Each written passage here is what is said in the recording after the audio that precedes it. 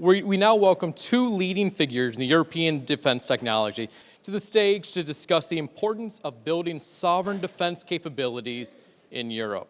Please welcome to the stage Jeannette Fürstenberg, Managing Director at General Catalyst, and she is joined by Torsten Reil, co-founder and co-CEO of Helsing. Moderating this panel is Tom Mackenzie of Bloomberg. Give him a round of applause.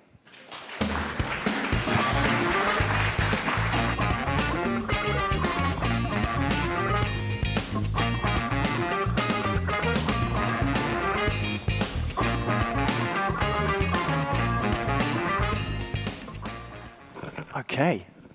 Torsten, co-founder, CEO of the most valuable defense tech startup in Europe. What are you valued at? About $6 billion right now? Jeannette Fürstenberg, of course, General Catalyst, an early investor, very early investor, and have worked very closely with Torsten.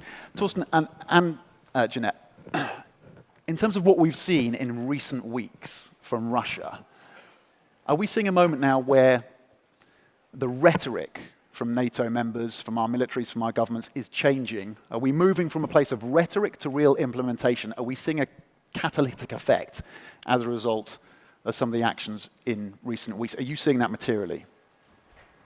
Yeah, I think obviously what we've been seeing in terms of incursion, air territories over various countries, including Poland and Estonia, what's been happening with drones, entering areas that they shouldn't have entered, has started to sharpen people's mind. To be honest, I think people have already been concerned about increasing activity from Russia over the last several months, and I think this is just a continuation, I think, of that. What we're seeing in general, I think that there is now an understanding that we have to take those actions seriously. We have to take the threat from Russia seriously as well. And what we're seeing is that actually there is now a sense of urgency in the various nations to speed up procurement, to buy the systems that need to be bought in a way that maybe wasn't even the case about a year ago. So I can speak for Germany, for example. I think in Germany there is now that speeding up, that attempt to be faster. Is that happening everywhere? Is everything now going as fast as we would like it? No. But can we see a market change? Yes. And I think it's just notable that for the first time in history, Europe is actually outpacing the US in total defense spend. I think that's unprecedented. I think in addition to that, what's remarkable is just the speed at which Germany specifically has ramped their defense spend and is now really trying to wrap their heads around how to actually procure for these new modern technologies. And I think the figures, especially from what you are also seeing in Ukraine, is that traditional systems just don't do it anymore. And the officially reported number is 80% to 20% from like new systems to legacy systems. But I think it's actually much closer to 95% sort of that is really drone-based versus traditional traditional systems. So I think the shift is becoming very, very clear. And Ukraine is really a great example for Europe in that sense, and that people are trying to model after. But I think it's remarkable to see how countries, in the eastern flank, such as Torsten said, but also Sweden or Greece, are now stepping up their game and are very much leaning in with a lot of senior attention from their leaders to really, brace for a credible deterrent stack. And Torsten, is that resulting in new contracts for Helsing? It is resulting in new contracts, especially obviously in those countries that have also increased their defense spending, because if you increase your defense spending, you don't always have to make the tough choices that would otherwise need to be made in terms of cutting old programs. So if defense spending is increased, I think there's now more money for innovative technologies and for the technologies that we know now work in Ukraine and the kind of new type of conflict. But not every country has increased defense spending. And we know that some countries are paying some lip service to it, but have only barely increased spending because the fiscal headroom is limited. And I think what we're seeing in those countries is that the introduction of the new wave of technologies that now is required to deter will take longer than in those countries that are actually spending more.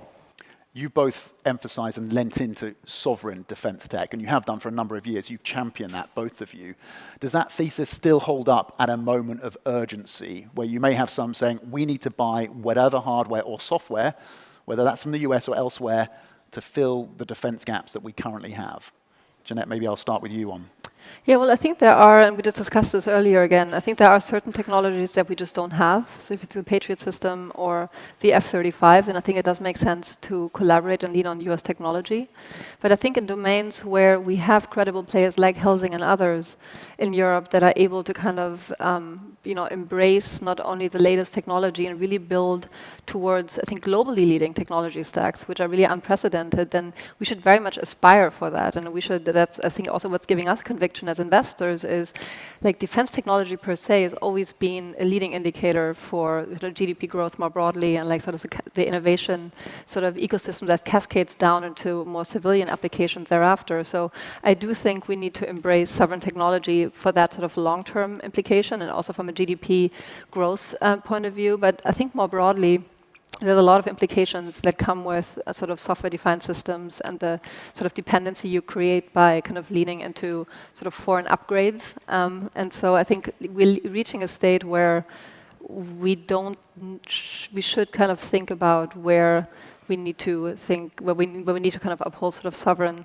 matters and put that over sort of foreign fast procurement. And I think the fact of the matter is that we have companies that are ready to deliver on a lot of these systems right now, such as Helsing. Yeah, I think that's kind of what we also see governments kind of embracing. There was actually a sort of bill that was kind of leaked by Politico last week on where Germany is currently gravitating, and there's only 8% of US defense spend in there, and the rest is really leaning into core European, which is actually a really good signal.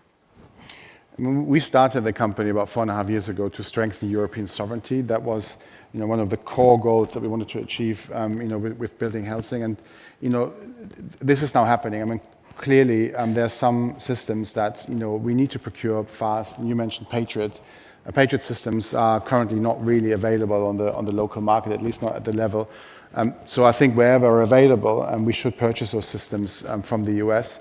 Wherever possible, though, we should develop homegrown systems that we control, both in terms of actually controlling the whole technology, but also the ethics side of it. Like, what are we prepared to accept in terms of having a human in the loop? Like, what degree of autonomy are we prepared to accept? Is something that we need to be able to control. And if you look, we launched or announced a autonomous jet fighter aircraft a few days ago.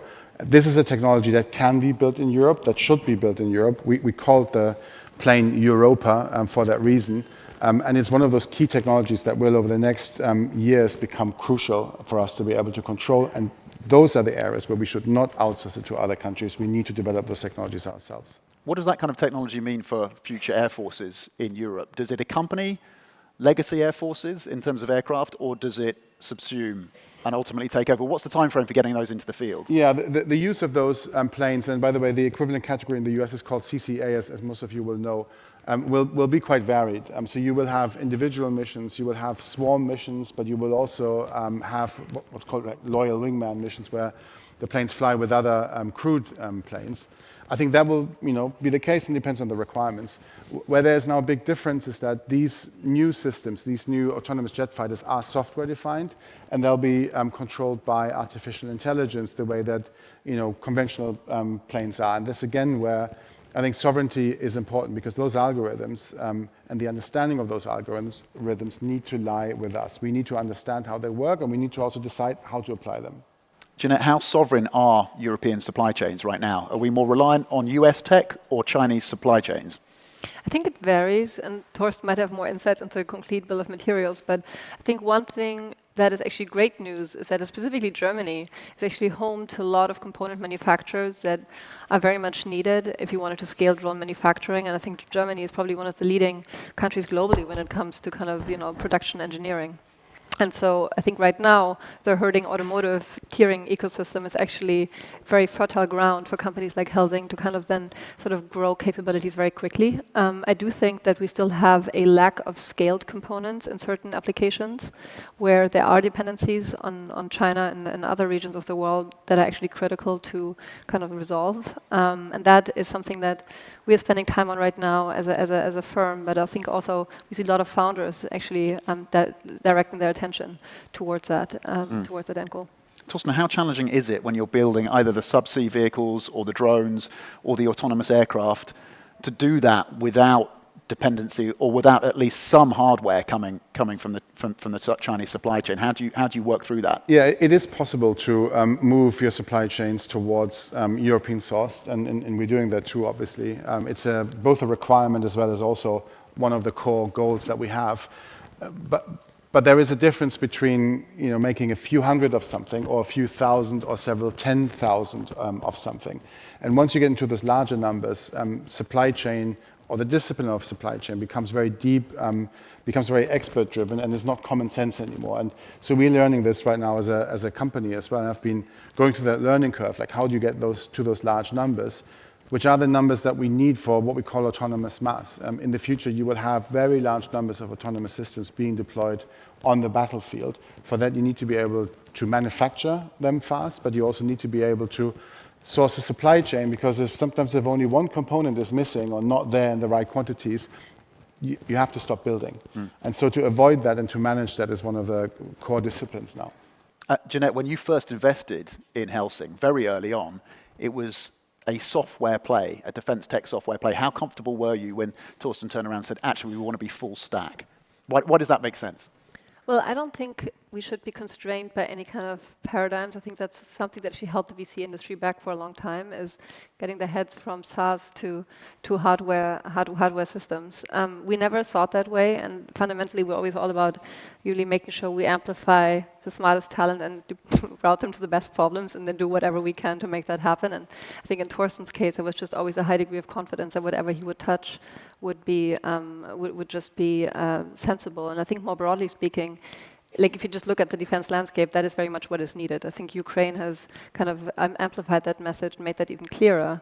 But we just don't have existing drone manufacturers at scale. We just don't have certain capabilities that Helsing is developing. If you think of the CA1 Europa that was just announced last week, that is a total novelty and something where they are really leading the innovation, or the leading innovation edge of. And I think that's something we should be proud of. We should be celebrating rather than being concerned around how that differs from pure software plays. How much progress has been made in removing barriers to private capital moving into defense tech in Europe that you've seen? It's actually interesting. Torsten and I were just talking about that when when Torsten raised his seed round, I wasn't able to do it from my fund back then, which was a German registered entity, and which was structured, the fund contract was structured after European investment fund standards, which basically mean we were prevented to invest into defense or weapon systems.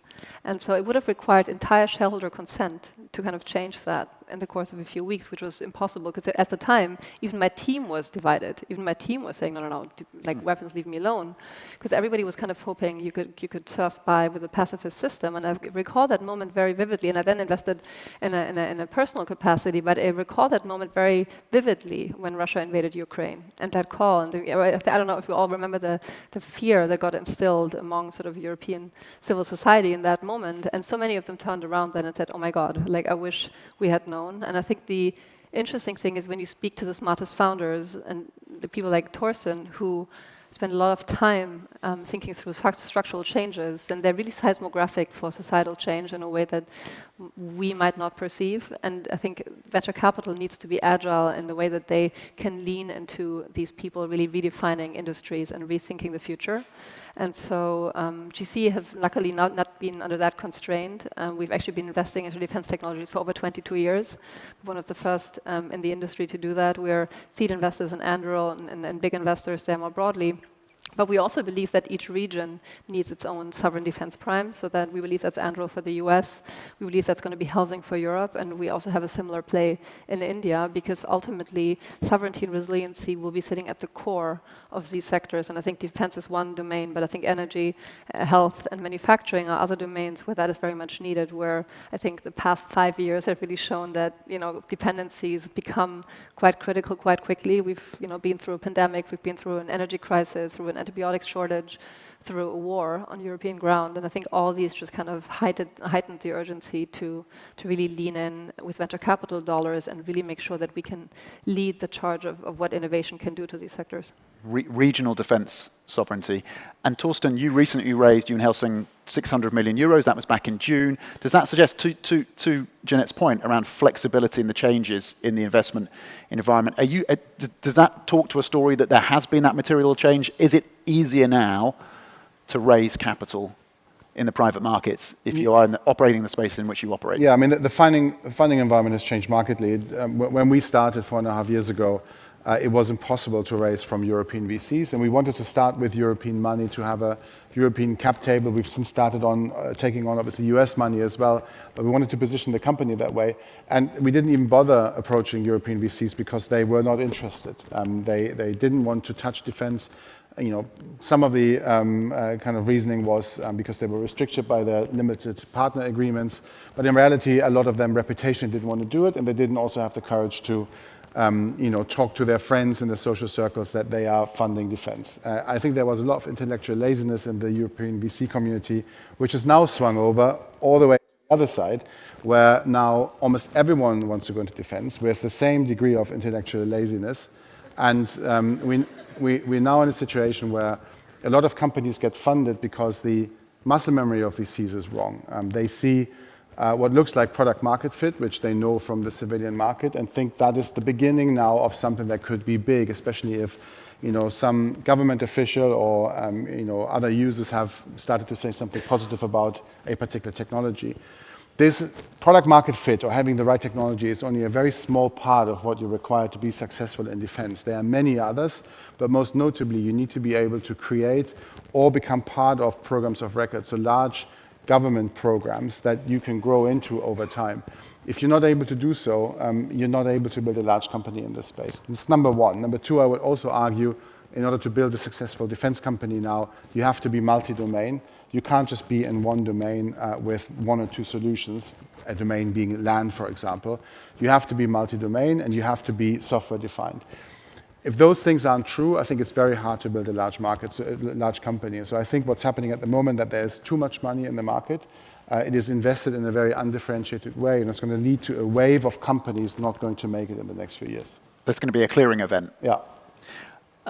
Jeannette, when it comes to the procurement process, are we seeing the changes necessary to make sure that Helsing and other defense tech companies' hardware and software is put into the field?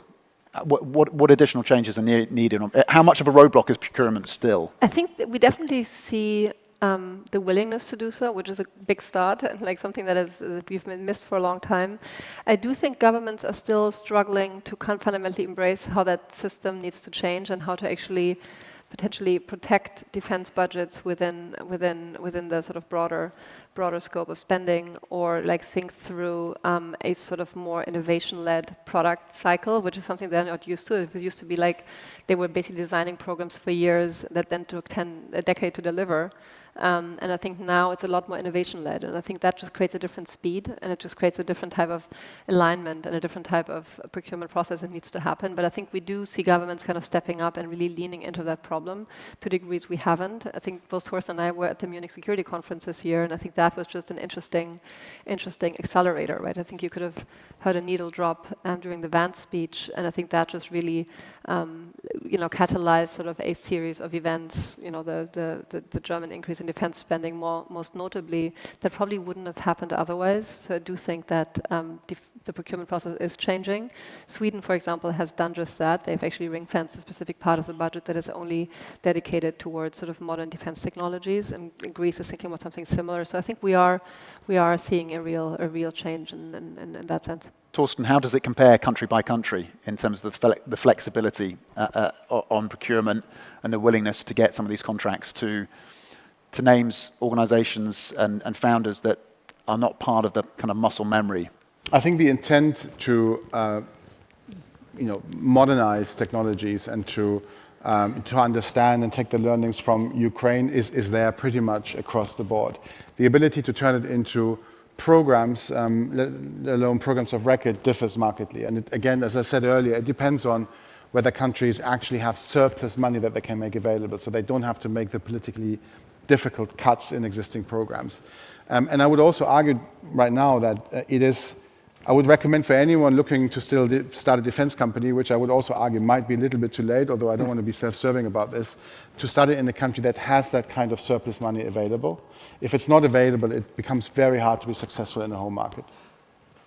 And I think I will also add to that, it just really takes a specific team. Like the team DNA of Helsing is just of a caliber that we rarely see in our industry. I mean, Torsten and I go a long time back, and I've always been just a total admirer of his sort of intellect and execution capability as a serial entrepreneur. But if you think about the team, him and his co-founders have rallied, then it's really sort of top tier. Like they attracted the head of AI from Meta to come back. They had the sort of senior leaders from Palantir, from Tesla, and these were all Europeans that were kind of deployed towards sort of US technology companies in the first and primary form, which is actually great because that's where they've seen ambition, they've seen scale, they've really had to execute and sort of drive the horsepower to the max. But now they want to come back and they want to build for European sovereignty. They want to lean into kind of that mission, which I think just creates a different type of alignment. It also creates a different, combustion engine. If you think of Helsing, we often say it's Helsing speed, just with the urgency with which they operate. And I can testify that this is something we don't see as often. And I think it does need a very specific type of capability to sell into governments. And it's just me also learning and observing as we go along. But I think it just you need to orchestrate a sales dynamic in a very sophisticated way. And thinking of Gunpert, the co-CEO and co-founder of Torsten, then he has kind of lived and breathed that over his career. So it's rare to find that blend of talent coming together to actually wrestle this beast. And I said to Torsten the other day, actually everything about